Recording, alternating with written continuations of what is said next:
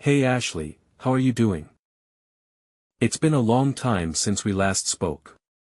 I was just wondering if you were well. Davis? Yeah, it really has been a long time. I'm fine. I'm doing much better without you. So, what do you want?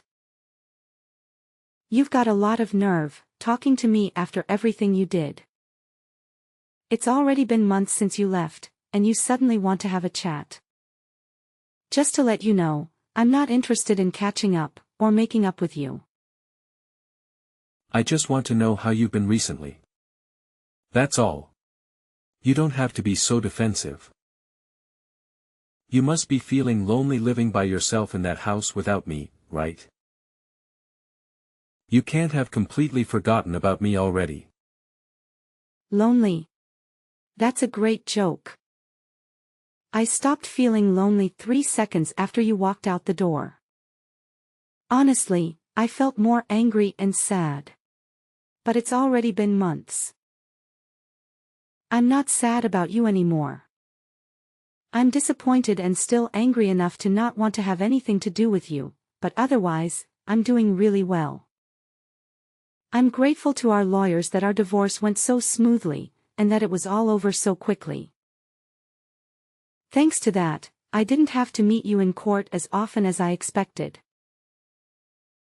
All right, I'm kind of shocked. I thought that you would still feel something for me.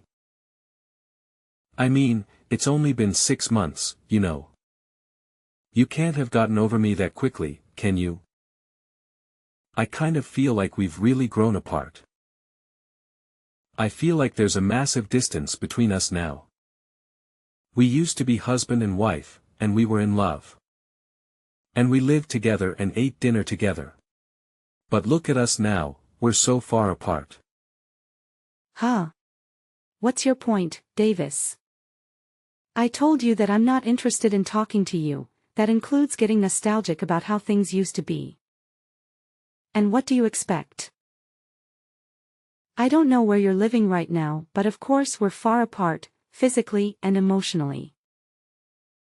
We are divorced, and we're never going to see each other ever again. We're complete strangers now. You're no different to any stranger I pass on the street. The difference between you and a stranger is that I would rather have a conversation with any random person rather than speak with you. Ashley, don't be so cold. You don't have to be so harsh towards me. I used to be your husband. The key words are used to be. That was until you won the lottery, and suddenly started acting like you were better than me. Yeah, it was a lot of money, but I don't understand how you could have changed so much in just a matter of hours.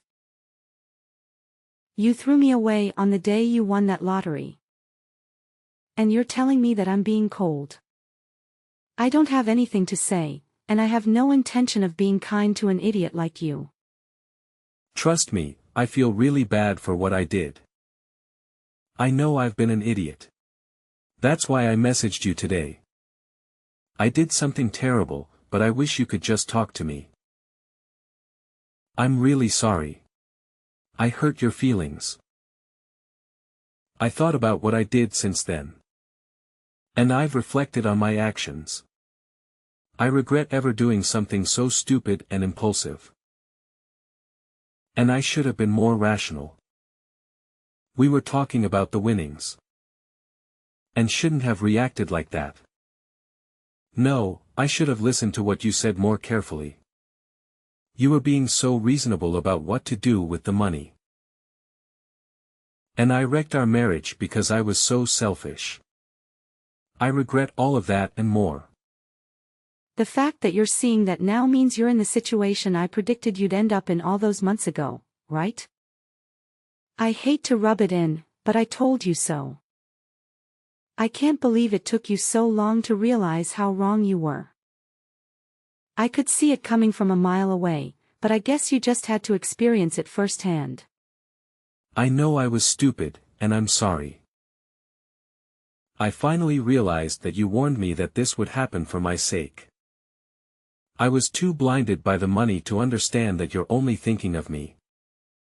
I wish I could go back in time and change everything, but I can't. I was so stupid, and I regret it all. Yeah, you are so stupid, and horrible too. I get that winning $3 million was a big deal. It's a lot of money, and it's not every day that such a large amount of money comes into hand. I think anyone would panic and get big ideas about how they want to spend their newfound fortune. I was pretty shocked too, and I won't lie. I thought about all the amazing things we could buy too. But the way you reacted was abnormal. Once you knew you had the winning ticket, nothing else mattered to you. You only cared about yourself and the money. I wasn't thinking straight. It was like I was in a dream state, and I couldn't help myself. All I suggested was that we should be sensible with how we spend the money, and save as much of it as possible for our future together.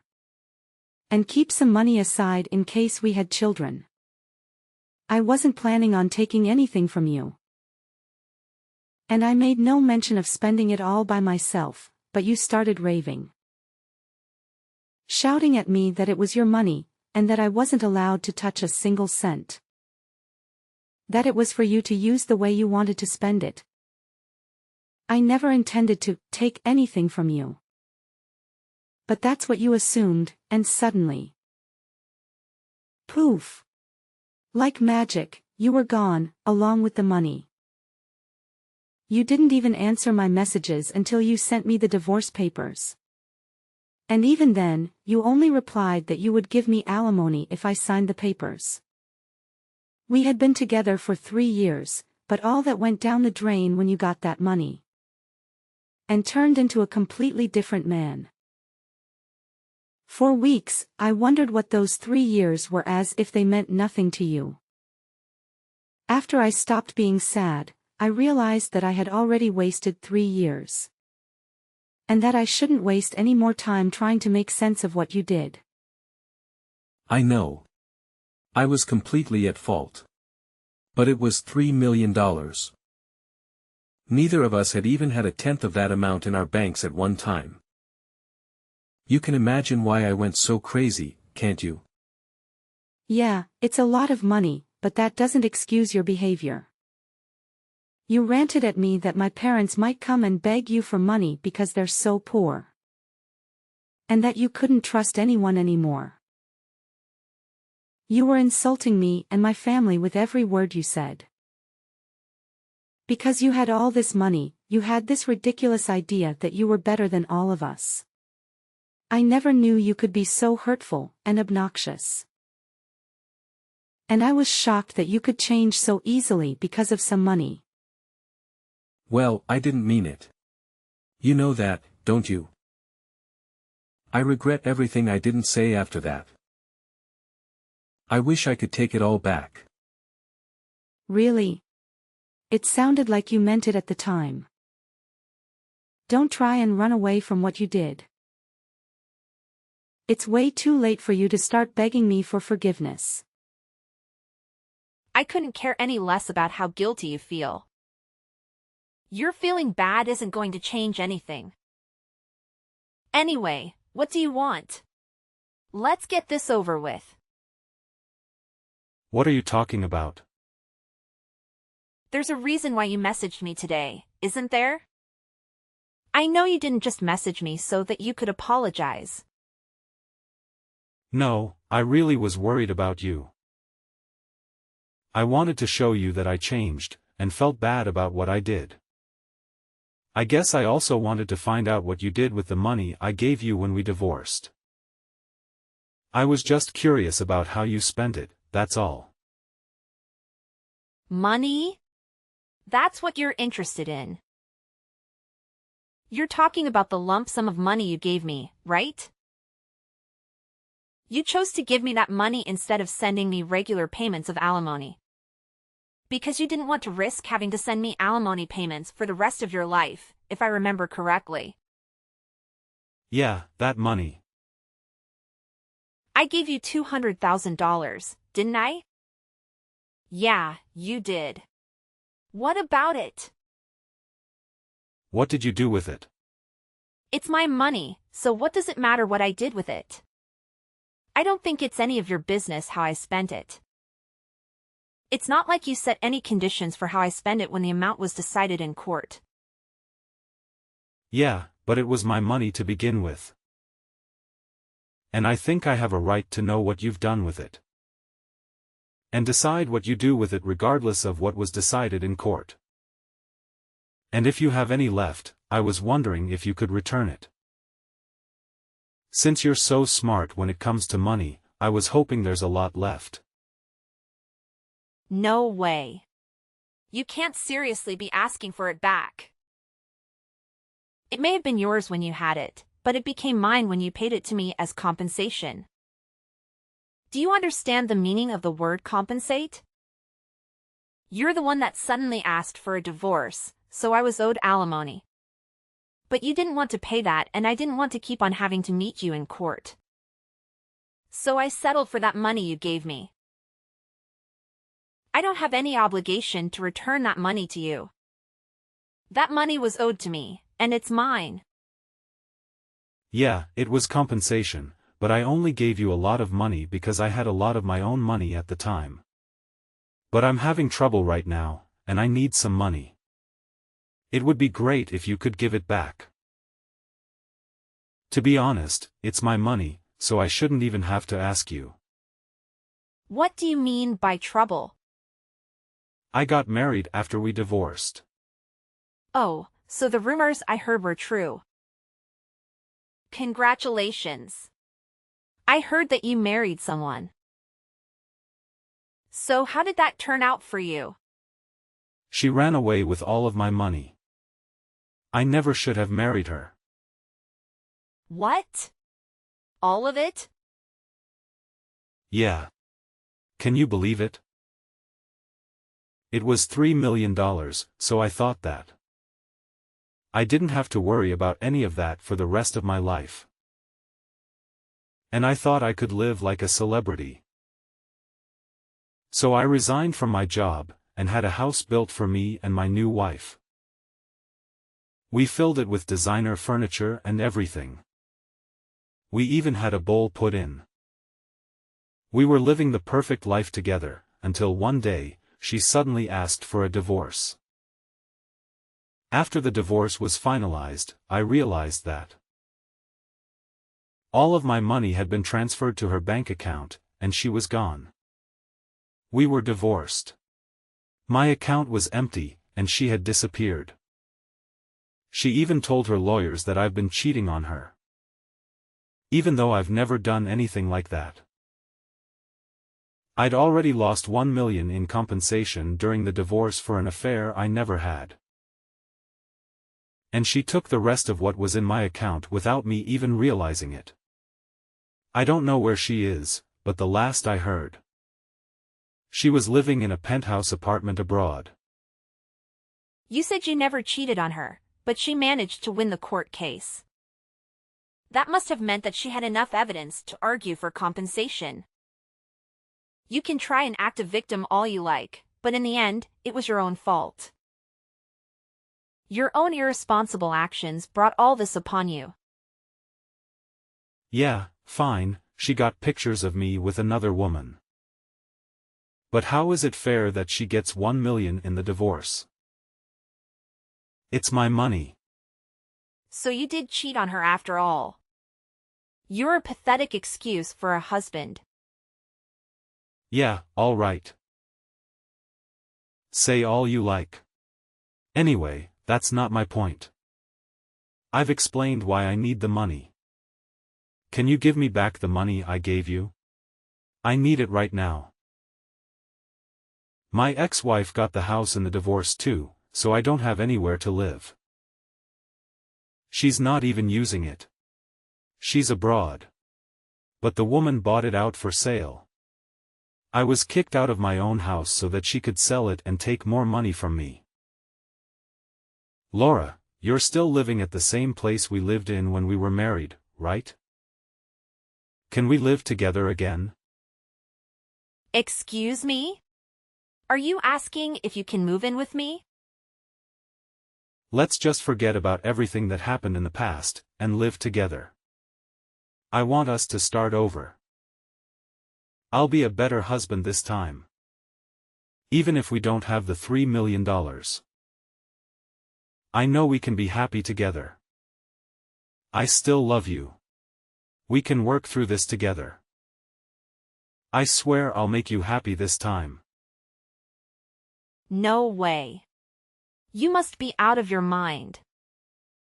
It's disgusting how you think that you can slither your way back into my life again. We are over and we are never getting back together. Ever. The divorce was finalized and I'm free of you.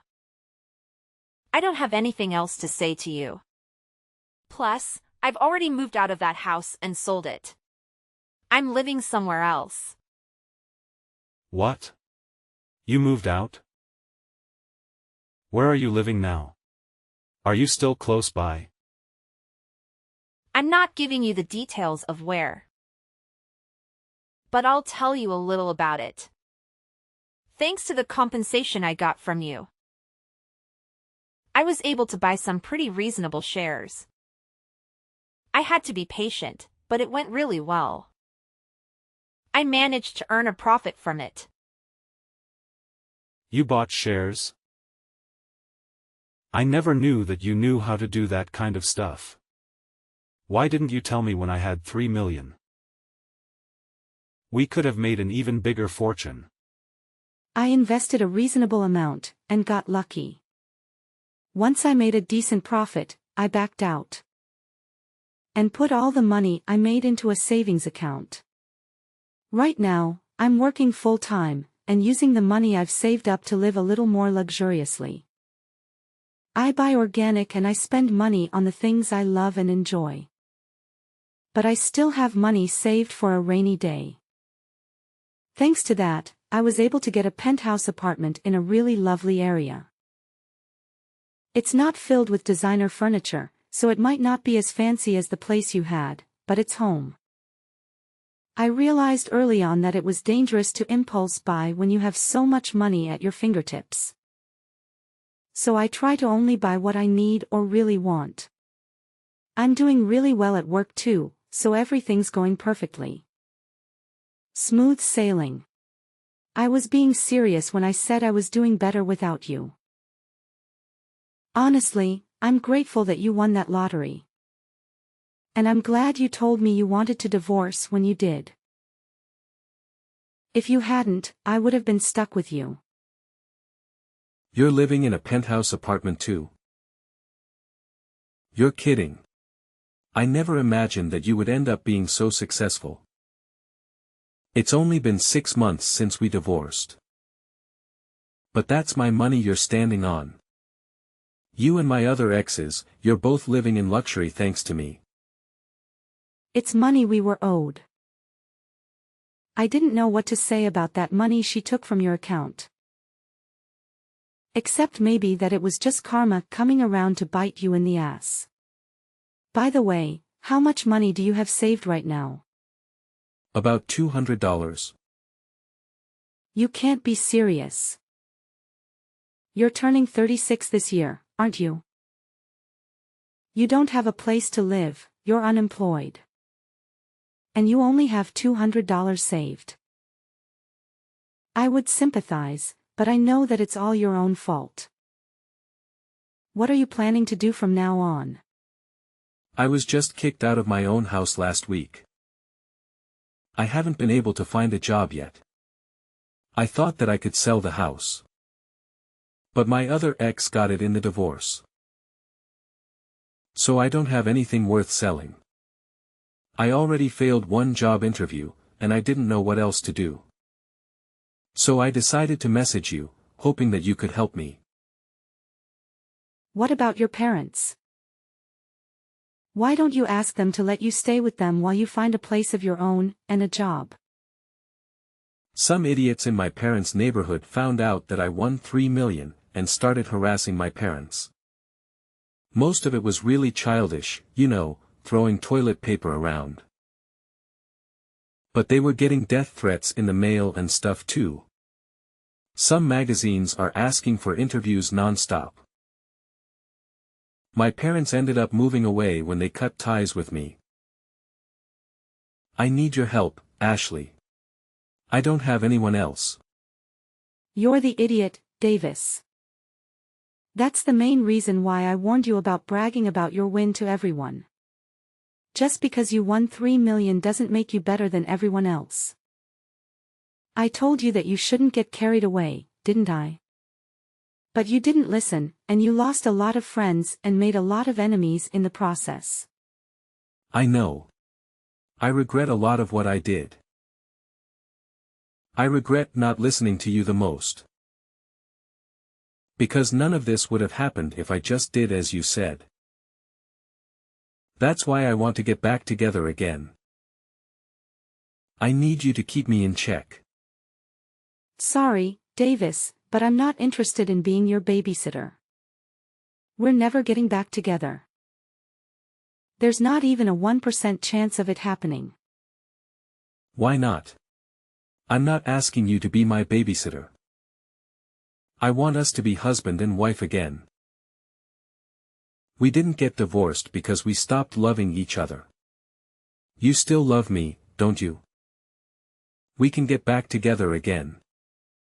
You must be joking. You're the only one that thinks we still have a chance. I don't know whether you actually still have any feelings for me. Or if you're just saying all this because you want money. But either way, it doesn't change how I feel about you. The second you said you wanted a divorce, I hated you from the bottom of my heart. You chose your money over me. You made that really clear during the divorce. Now, I'm indifferent. I couldn't care less about what happens to you. Don't say that. That hurts more than being told you hate me. Please, I'm begging you for help. Could you at least have some pity for me? I need your help. We used to be married, remember? We spent 3 years living in the same house. We can forget about everything, and start new things together. No, thanks. You're the one that asked for a divorce despite the 3 years we spent together. So don't bring it up as a reason to get back together. Then could you at least lend me some money? That's all I ask for. You said you've got money saved up. You can spare some, can't you? You made that money because of the money I gave you. You owe me. Come on, I don't even have a place to live. I'm begging you, Ashley. Help me out. I don't have anyone else to turn to. I don't have any obligation to help you. You won $3 million, and you told me that you didn't trust me with your money. Saying that I might waste it all on shopping sprees. Only God knows where you got the idea that I would do that. You said you wanted to spend it how you liked and demanded I sign the divorce papers. And you left, taking all your money with you. Well, I'm telling you now that I'm free to spend the money I have however I like. Including the money I got as compensation. I don't have a single cent to give you.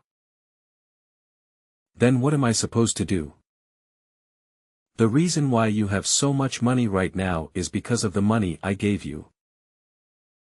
Don't you feel any gratitude towards me? You could at least give something as a thanks. It's not fair that you're living in a penthouse apartment and have money saved. And still have a job. I don't have anything. How can I accept that? Why should I care whether you accept it or not? You were living in a house filled with designer items and lived the celebrity life for a few months, didn't you? I hear that your new wife was quite beautiful, too. You didn't have to work and spent your days relaxing, sleeping and eating, I guess. Do you remember what you told me when you left me? You said that you were rich, and that you deserved better than a boring old woman like me. Even though we're the same age. Even though you would be just as boring without that money. You said that you were going to find someone younger and prettier. Someone that would suit your newfound fortune. Did you think I would forget that you said that? I don't remember saying anything like that at all. But I'm sorry. I really am. I wasn't myself then. I didn't think that at all. I've never thought anything like that. You didn't think I was being serious, did you? Ever since we got divorced, I've been thinking about you. I just want to get back together.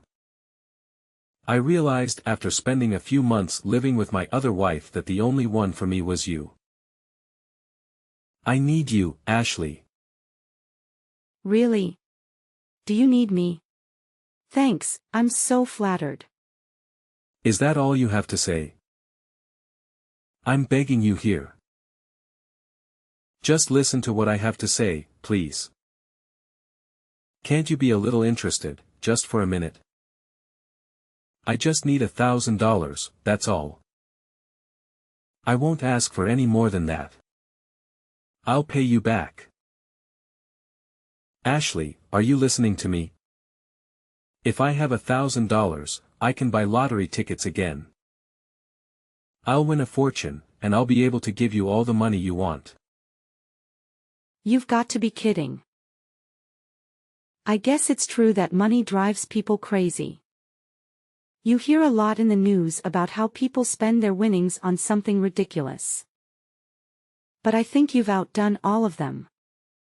I've never heard of anyone that had to beg their ex for money to bet their chances on a second win. If you think that's the way out of your problems, then there's no helping you. What do you mean, there's no helping me? You can help me. I just need money. We can fix everything if we get back together and help each other through this. I want to start over with you. I love you. Don't you love me back? Don't you feel sorry for me? You don't love me, you just love that I have something you don't.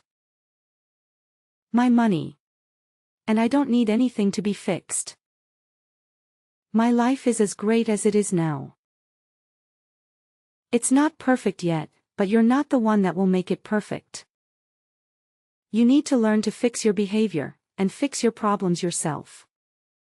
Don't bother me anymore. I do love you. I only have you.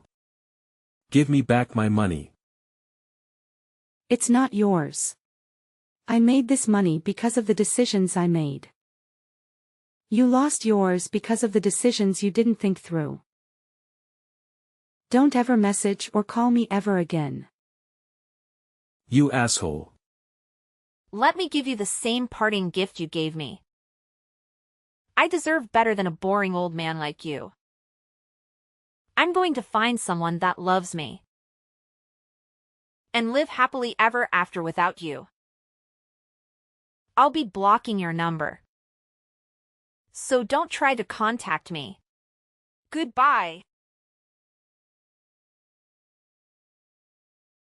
After that, I decided to block Davis's number and unfriend him on all the social media platforms we were connected on.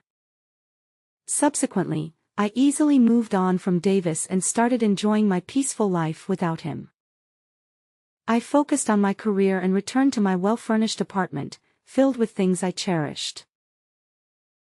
On the other hand, Davis had depleted his remaining savings and continued to struggle with job interviews due to his evident lack of work ethic. Instead of reflecting on his attitude, he blamed the interviewers for his failures. He resorted to borrowing money from loan sharks and began gambling at a nearby casino. Unfortunately, his attempts to make a fortune through gambling only resulted in accumulating more debt. Despite realizing the gravity of his situation, he refused to change his attitude and dug himself into a deeper hole. Eventually, he became desperate and instead of seeking another job, he attempted to steal money from a convenience store and was apprehended by the police. I learned about Davis's arrest through the morning news, but I was indifferent and didn't care. I simply commented on how money can drive people to madness and continued with my day as usual. In the end, Davis had become nothing more than a stranger to me, and I had no sympathy for him.